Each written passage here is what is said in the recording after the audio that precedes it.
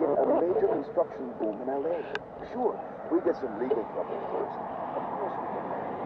But the casualties, very low. And suddenly, we are right in what brand we're in. Low-income housing during a climate crisis. That's got to be within the shoreline areas. That's got to happen. The only urban policy that makes any sense. And if we had any guts, we'd just do it. Blair glared at Miller. Your political scripter wrote that for me. Right on that.